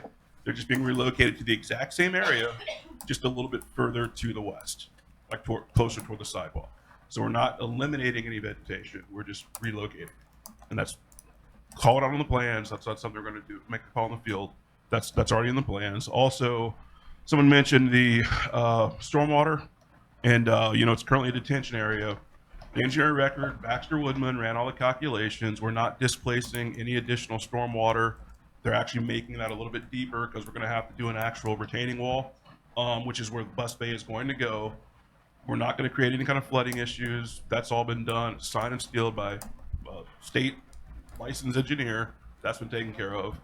Or some of the other issues I was trying to keep track of. There's a lot of rules. Buses aren't, they don't take left-hand turns unless there's a signal. So going down A1A and going up, I mean, we ask all these questions of Palmtran, and people think we're bureaucratic. They're bound by so many rules. Our turnaround was designed apparently for trolley-size vehicles. You know, for them to go up and navigate that, we're going to have to make some other improvements along with this as well to allow the bus to turn up there. They can't stop in front of the casino because the casino wasn't designed for pull-offs. The apron there can't support a vehicle's weight, even though you see people loading up there. We went through ad nauseum while we went through the negotiations that you mentioned, Commissioner, to get them down to where it's not costing us anything. And the county, to their credit, came from way up here down to actually agreeing to the city's request to do buses. the bus stop was our piece of the commitment to do this. So we asked all those questions. We were surprised by some of the answers. It even got down into union driver issues. Okay, so it's not an easy thing, and I appreciate everybody's ideas. But we did have public presentations on this concept and plan, I think, Yeah, a couple times. And that was the one thing I did forget about as far as the Palm Trend discussions on.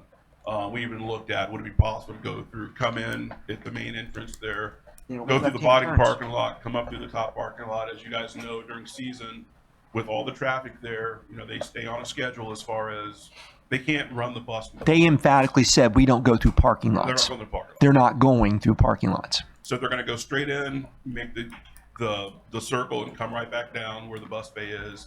There was not enough clearance at the top to put the actual stop at the top because you have the ADA issues, everything else. We get the idea. Yeah, the whole deal. So we extended all the possible options, and that was the best location. It's been designed and sealed by a licensed engineer, by the state. Everything's been taken care of. Thank you, Jamie. So I just want to make sure we cleared up. Thank all you. of Yes, those. hopefully we answered everyone's questions. Okay, we have a motion and a second. Madam Clerk, you're good? I am. All those in favor? Aye. Aye. Go. Nay. Motion carries 3-1. Okay. I'll entertain an adjournment. Motion We to have adjourn. one more meeting after this one. So moved. I have a motion and a second. All those in favor? Aye. Aye. Please stick around. We have a utility meeting, which I will call to order. Can we have a break? We will take a 5-minute break.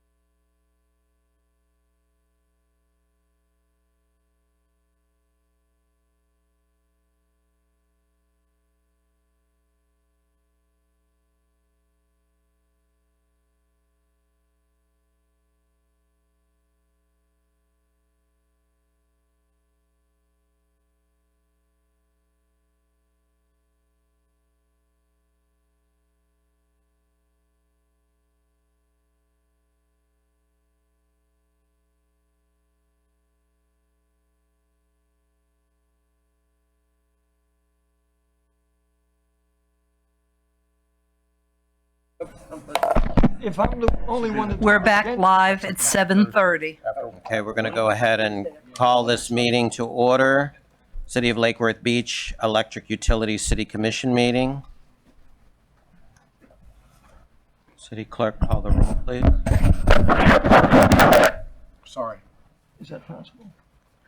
Mayor Pam Triolo is absent from the meeting. Vice Mayor Andy Amoroso. Here. Commissioner Scott Maxwell. Here. Commissioner Omari Hardy. Here. Commissioner Herman Robinson. Here. Thank you. Are there any additions, deletions, or reordering? Not that I know of. Hearing none, we'll move on. Presentation A, FNPA Solar Project by Ed Liberty.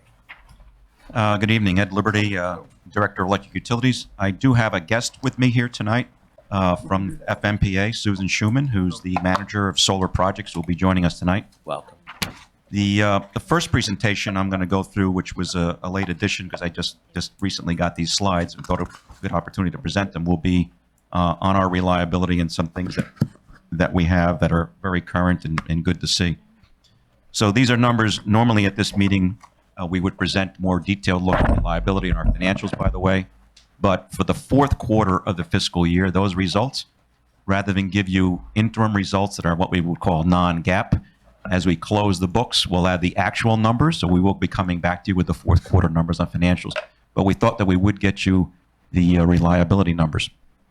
So this shows some good news, and these are the key factors that we look at: the SAFE, the GATE, MAFE, LBAR. There's all lengthy definitions of these out there on the internet, but it gives you an idea of how we're doing. The important numbers to look at, as I look at the document in front of me, and the same one you're seeing on the screen, we do our comparisons to the 2018 numbers. So if you look on the screen, you'll see there's 2017, 18, and 19. But when we do our percent improvements, we're comparing ourselves to 2018. So the question would be, why wouldn't you compare yourself to 2017? Part of the answer is that in 2018, we changed the method of calculation on the length of the outages. So the outages in 2017 and prior were based on verbal call-ins by customers saying, my power is out, can you please come fix it? And then the end of the outage was measured by the crew doing the work as to when they actually reported the outage being completed. In 2018, we switched to probably a much harsher but much more absolute method of measurement, which was what the advanced metering system, the AMI system, was telling us. So it actually has a time stamp for the start and the finish of the outage. So it's a much harsher rule of measurement because it actually has a time stamp.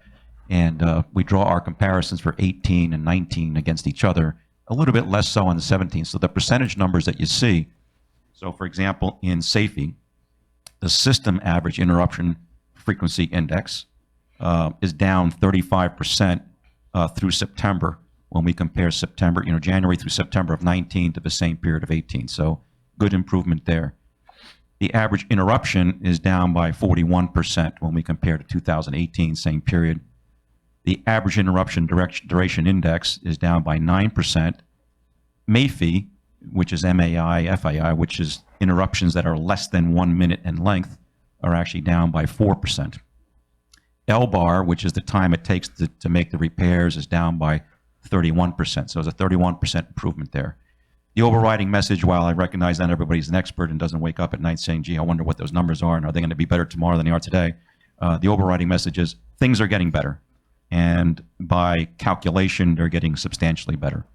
Now, what I tell you in presentation, what we calculate, doesn't mean anything if you're one of the customers that's been interrupted, right? You don't care what this report says. What I can say is that we're working hard to reduce everybody's interruptions, and we back that up with the data, which is part of our management dashboard as to how we're doing. And by the way, we do, for those of you that may not have seen this before, we do benchmark ourselves against all of the other utilities in the state that do report their numbers through FMPA, and we do rank ourselves in terms of quartiles and then measure how far away we are from being in the top quartile, which is where we aspire to be. We're not there yet. Some months we get there, But on a continuous basis, we're not there yet, but we are working to get there. This next slide gives you an idea of one of the projects that we've completed recently. This happens to be in the downtown area between Federal, Lake 4th, and Lakeview. This square that's highlighted, or kind of rectangle with a little bump out on it, where we've converted customers from the old 4 kV system over to the 26 kV system. So those customers had a planned outage. We proceeded with door hangers, gave them a few days' notice, maybe longer in some cases, that we were going to be doing the outage. And then we took the outages in a range of 2 to 4 hours in length and converted blocks at a time over to 26 kV. So what did that do for us? That moved 325 customers from older 4 kV circuits, which in that particular area were significantly overloaded for many years, and moved them over to adjacent 26 kV circuits, which could more than handle the load. So that relieves the stress that we had on that 4 kV circuit. The benefits of that will be more apparent during the summer season, but these are the things that we're doing in advance to get there. This particular project was completed with our own staff, without contractors. Our own teams did this work themselves. And this was a project that was kind of a homegrown project, ideas of our engineers working together with the IBW, and got this thing done. So thanks to them, we've now got 325 customers on a higher quality service. This slide I actually got on Friday or Thursday of last week. It came to us from FMPA. We didn't ask for it, but it was nice that they sent it, so thank you, FMPA. I think it's timely. It does give a little bit of a history as to where rates have been. So you can see that the average rates in the U.S. have gone up substantially over the years, and the Lake Worth beach rates have actually come down. You see the spike, the drop down after 2015, when we got to where we got to in 18. That was the rate parity effort, and we took a step down. I think it was in September, October of 17, another step down in February of 18. So that got us down to where we are today. So we've gone in the right direction. We're working hard to keep that and prolong any rate increases as long as we can. So that's a good story there. And I think I haven't seen the similar slides that were prepared for other FMPA members, but I'm assuming that a similar story exists there. And I'd look to Susan to say yes. Yeah. So that's certainly good news. Okay, so I'll bring up the next presentation. He said so confidently. Oh. Never seen a PowerPoint go flawless. I got a heads up on how to do this.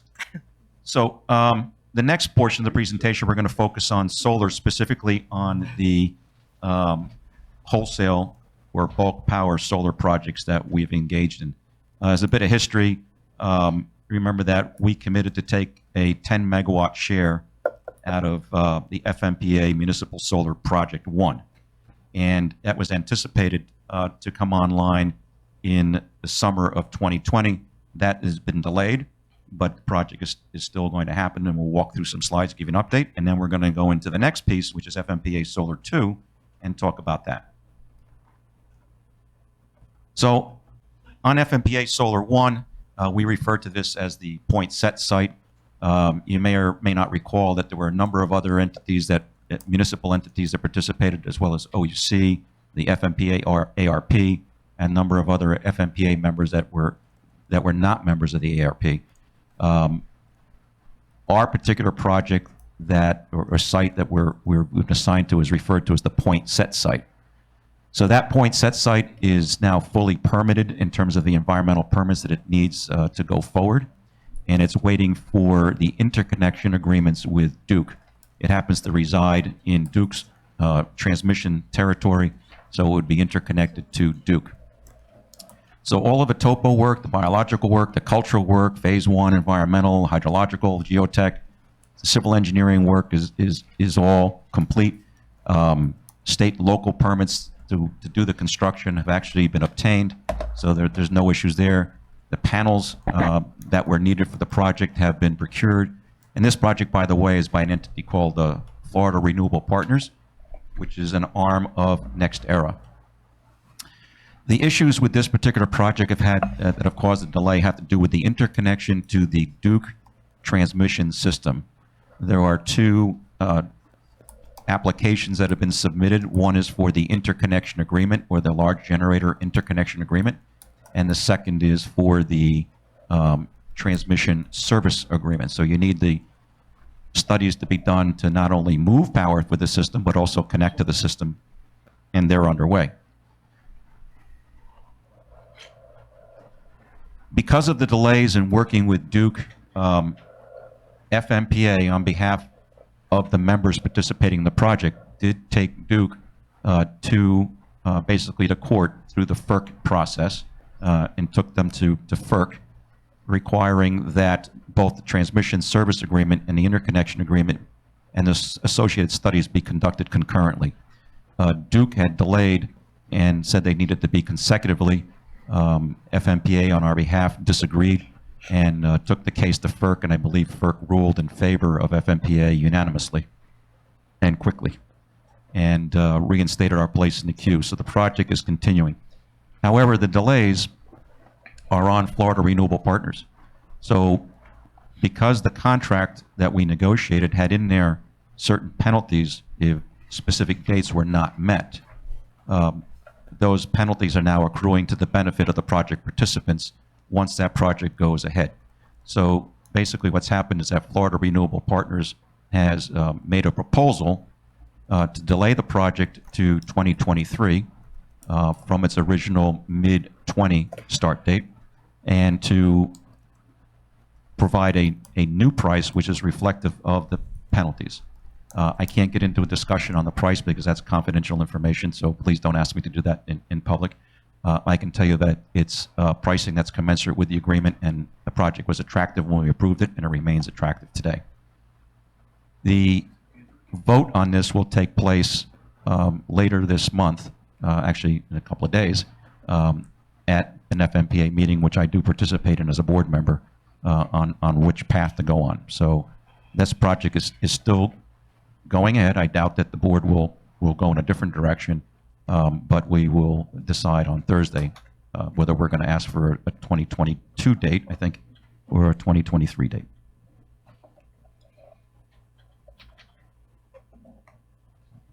I see a light lit, so maybe I should answer that question. Moving forward, yes, go ahead. Sure.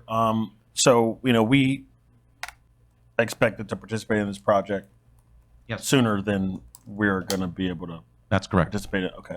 So, how does that affect us financially? Because I understand, the cost of power from this project was cheaper than some of our other sources of power. Am I wrong about that? I'm going to try to give you an answer without going into the details about the price, but my understanding is that this worked out very well for us, and we expected to save some money beginning in 2020. What I can say is that both prices for our supplemental power and this project are very attractive, and the impact to us will be negligible. So, okay. From a financial point of view. Okay, so moving it back, not realizing those savings earlier. Correct. What it'll do is it'll take the 20-year contract and just slide it out. It'll still be a 20-year contract. And when we look at that price over 20 years, it's still a very attractive number. So my question wasn't about the price during the duration of our participation in it. It was about the gap in between now and when we'll start participating. We expected to see some savings immediately, like 2020. So we won't see those savings until 3 years out. What I can say is that the savings that we're seeing under the supplemental power contract are even greater than we had anticipated, so we're still doing great. Okay, all right. We are significantly below our 2017 price of wholesale power and our 2018 number, so we've had some significant savings and cost avoidances with the new contract with OUC. Okay. All right. That have been well below the budgeted numbers that we had. So we're generating savings from what we budgeted, and we're avoiding costs that while we hadn't budgeted. For example, if you look at our projected power consumption for 2020 fiscal year, that is significantly cheaper than if we had not done this. Okay. Thank you. All right. Thank you. Are you good? Okay, moving on. Okay, so Florida Municipal Solar Project 2. So recall that this body has authorized us through an expression of interest, no contractual obligations yet, to take up to 30 megawatts from FMPA Solar 2. We're not asking you to vote on this tonight. This is just informational and to talk about the next steps. A vote to finalize our participation would come at the November 5th meeting. So that'll be on the agenda with a staff report for the November 5th meeting. So this is educational right now. So phase 1 is the one we've already talked about, where we took 10 megawatts out of it, 223.5. And we know that that's delayed. Phase 2, our commitment is for up to 30 megawatts. There are 16 FMPA members that expressed interest for a total of 178 megawatts from this project with a commercial operation date of 2023. This particular project would involve construction at up to 3 different facilities, all located in north central Florida, and we'll get to a little map in a second, with interconnections to both the FPL and the Duke energy system, depending on the site that's selected. And the 3 sites together, the 178 megawatts, would power up to 45,000 homes for municipal customers, and we would be 30 megawatts of that 178, or up to 30 megawatts. We may not take the full 30 megawatts, but it's up to 30 megawatts of the 178. I know this is a little bit of a busy slide, but these sites are located, if you look on the left, there's little sunshine there. It says 4 potential sites: Putnam County, Alachua County, and Polk County. I believe that the sites that are primarily focused on are at Putnam and Alachua. That is good for us because it gives us a diversity in the sense that our power could come from a combination of the 2 sites and not just 1 site. So imagine if a dark cloud comes over one, which we hope doesn't happen in many ways, we still get power from the other. So we got a pro rata share. The table on the right gives you the expression of interest from each of the potential participants. Now that number is going to move around a little bit until we get to the December 12, or maybe before that when the final approvals come in. Some of the participants may go up, some of them may come down. We may adjust downward, for example, if there are only 2 sites built. If the 3rd site does not have enough subscription to it to make it economically viable to build, we would, as a group, scale back to 2 sites, and we would scale back our participation slightly from 30 megawatts downward slightly. Those are numbers that we'll work out with FMPA in the coming week. The project structure. So this particular project is developed with a developer by the name of Origis, and they at Origis would have power purchase agreements with the ARP and a power purchase agreement with the Solar 2 project. So we would fall under the Solar 2 project as we are not in the ARP. However, the pricing would be the same for both. It's not discriminatory. And then the project entity would have power sales contracts with the individual members. So much as in FMPA Solar 1, where we have a power sales contract with FMPA, we would have a power sales contract with FMPA for Solar 2. And then the project entity would have a power purchase agreement with Origis. So who is Origis? So Origis is a global developer. They compete around the world, but they also compete here in the U.S. I believe they're, in the bottom bullet, they're the 2nd largest solar developer in the U.S. They're rather large, even though many of us don't know them. They've got 120 projects worldwide, 1.5 gigawatts. I don't know how many commas and zeros that is off the top of my head. I probably know it in exponents, but that's a lot. In the state of Florida alone, they've done 52 megawatts with Reedy Creek and 20 plus megawatts with the city of Tallahassee. They do have well over 300 megawatts operational here in the U.S. and over a gigawatt or close to a gigawatt that's already contracted here in the U.S. for construction. And their pipeline for development is over 8 gigawatts. They are headquartered nearby in Miami, and they have a arm that is involved with both photovoltaic for solar storage development, financing, engineering, procurement, construction, and O&M capability. So they're a large shop. It's not a small organization. It's not an unknown entity. They're just not a household brand that many of us would recognize, but they're a very good-sized company.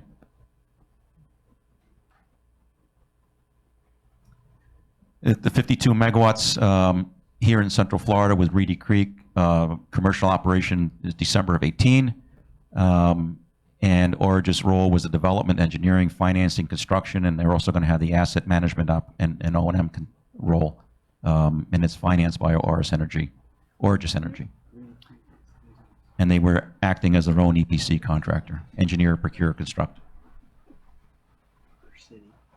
This, I believe, already explained how Origis will hold a power purchase agreement with FMPA Solar 2 project, and then the Solar 2 project will have a power sales contract with us.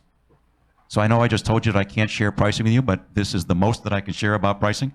$28 per megawatt hour is the ceiling on a 20-year contract. There is a potential, if all the participants are so interested, to add 2 additional 5-year terms.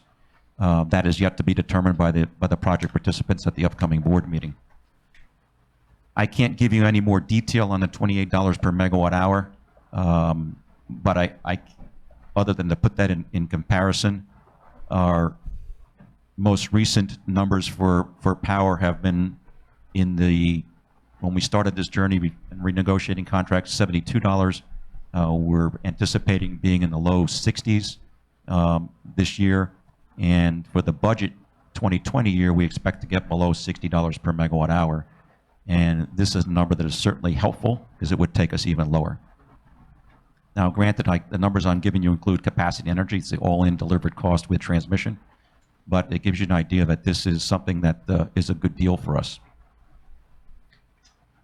On the table with this project, which was different than FMPA Solar 1, is the option for an escalating price, meaning that rather than having the price flat for 20 years, it would start out lower in year 1 and then go up by 2% each year over the course of the deal, which is an attractive option. I don't know how the others will vote, the other potential participants, but the escalating price is very attractive to me for the city of Lake Worth Beach and our utility because it helps bring in some lower cost power in the earlier years, which helps our budgets even further early on. So as we grow in our forecast, we'll have more power coming at a slightly higher price, but the ceiling is 28. Very attractive number.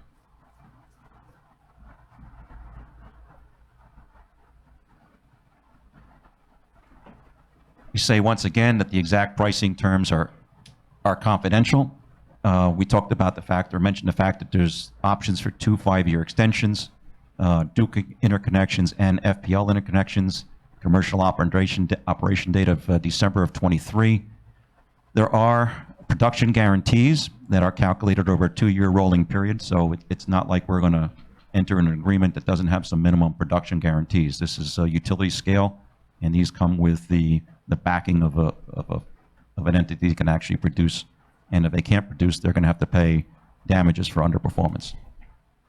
Network upgrades, what do we mean by network upgrades? So network upgrades are any upgrades that would need to be made to either the FPL or to the Duke transmission system to actually flow this power. This is quite normal when building merchant power plants.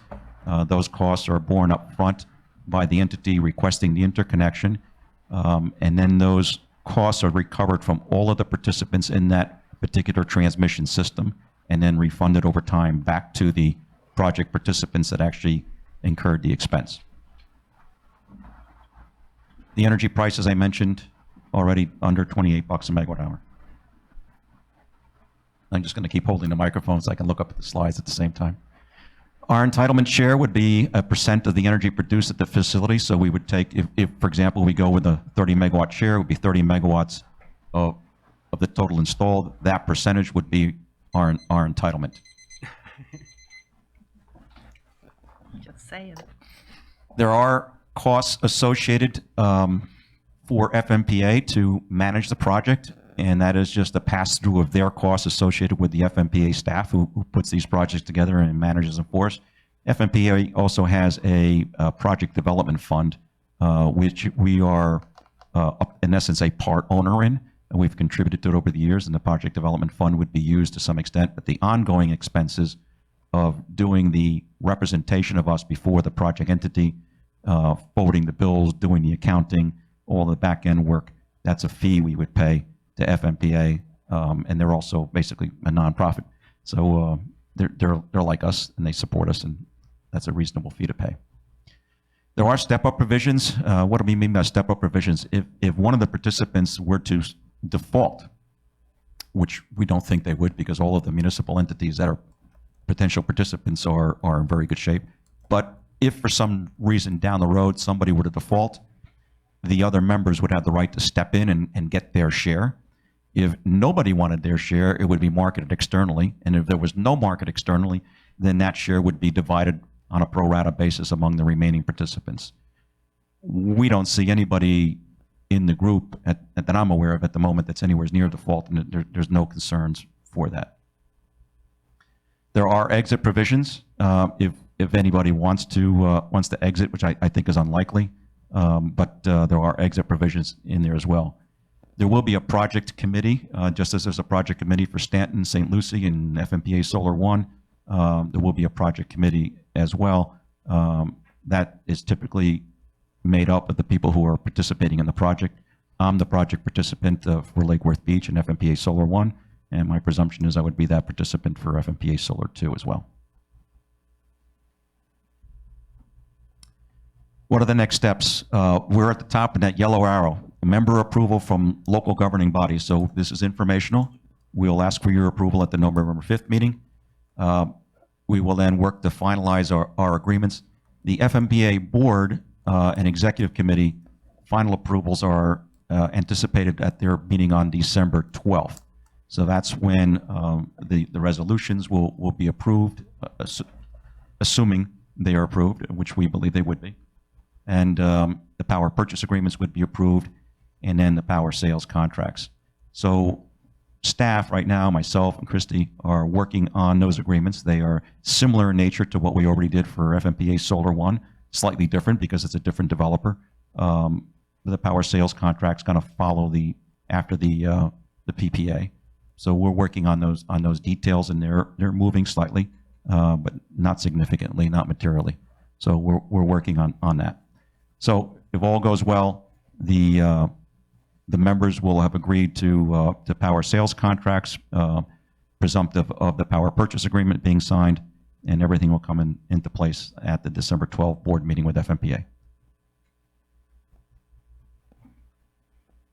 The staff report, which is underway, will speak to what percentage of our power by 2024 will be coming from solar resources. That number is just north of 20% plus would come from solar.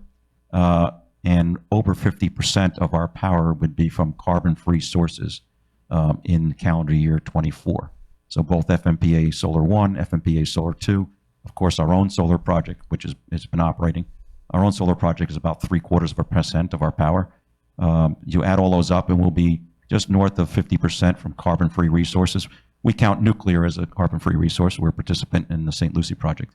And we'll be just north of 20+% from solar alone.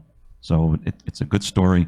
It's an important part of our brand, especially being a beachfront and oceanfront community to be contributing to reducing our reliance on carbon-based fuels. Ed, what were the delays in Solar 1, and do we anticipate any of those delays in Solar 2? Good question. Delays in Solar 1 were related to the interconnection application with Duke, the large generator interconnection agreement and the transmission services agreement. And they're not done yet, but FERC ordered Duke to deal with both concurrently and not consecutively. So there are dozens and dozens of projects in the queue waiting for Duke to study them, and they literally study them one at a time to determine what are the impacts on their transmission system for connecting these projects, what will it cost to cure those impacts, negotiating agreements with the individual developers to cure those, and then actually then get the work done. So that is progressing. That is quite normal. This is usual and not odd at all. What's difficult is that Duke has a slow process, and they're flooded with applications for interconnection agreements. Some of which may be for projects which never occur, that aren't yet fully contracted for. The difference is that this project is fully contracted for and ready to go with money behind it, waiting for the power. Thank you. Commissioner Hardy, is that a new light or is that? No, sorry. left on? Okay. No more questions. We'll go to public comment. I have Ryan Oblander up first, followed by Justin.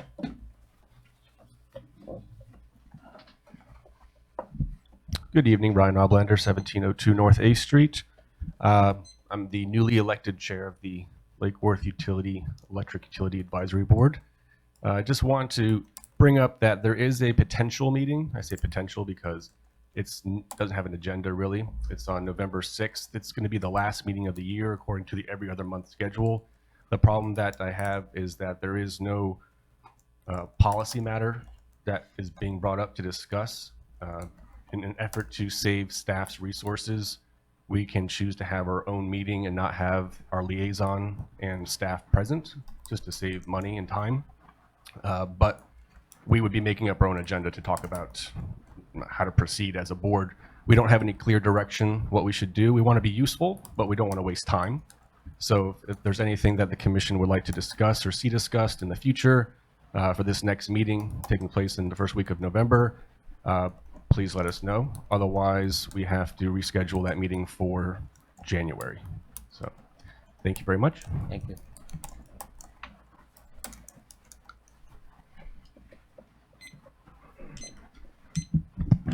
Good evening. My name is Justin Hoysrad, and I am the president of Vinyasan, a solar energy contractor here in Florida. And timely conversation that a large-scale utility project with a delayed interconnection agreement for 2 years would result in additional costs. That's what I'm here to talk about tonight, is delayed interconnection agreements. I do have a lot of respect for the staff of the utility and the great work they do, and we do know that they're very well paid as well. So I just want to tell you how much that I have a prop today. Starbucks, love it. This coffee was $4.77. And the story of an interconnection agreement that was delayed through the permitting process for a rooftop solar energy system. As a result of the resolution 45, 2019. The customer had an overage in our design of 90 kilowatt hours. That design was stamped by a professional engineer and a shade analysis done to develop the production estimates. The production estimates that were produced by the utility, the 12-month rolling average was 90 kilowatt hours higher than what we, or 90 kilowatt hours lower than what we projected. So the delay ultimately led to us working with the utility very well.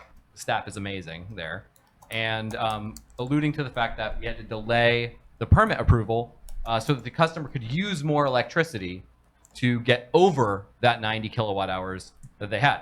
Resulted in running a space heater outside, and thus then the permit is now approved and we can now commence construction. So like I mentioned, this coffee was $4.77, 90 kilowatt hours at the new rate that was approved by the commission is approximately $2.70. So the delays in permitting, the staff time that was wasted, and the delay in the interconnection of this customer's system is less than this grande white mocha hot with whip coffee, just to allude to that. In addition, finally, 45, 2019, we learned at the last EUAB meeting, Ed was kind enough to let us know that all existing net metering customers, all those who participated in the original program, are getting a rate increase of approximately $376.80 a year under the new 4529 program. So appreciate that. I'm sure you will be seeing me again at some point in time. Just wanted to bring that to your attention. Thank you. Okay, moving on. I have approval of minutes from September 24. Seconded. I have a motion and a second. Any conversation? All those in favor? Aye. Aye. Consent agenda. So moved. Is there a second? Is that a motion move and a second. second? Any more blue cards? No? I have a motion and a second. All those in favor? Aye. Aye. Motion carries. Motion to adjourn? No new business. Motion to adjourn. Is there a second? Is there a second? Let me pass the gavel. Oh, I can't do that. Wow. Can you take that vote, please? Work with this. The motion and a second. All those in favor? Thank you very much. Aye. Thank you. He's going to do a roll call. Thank you.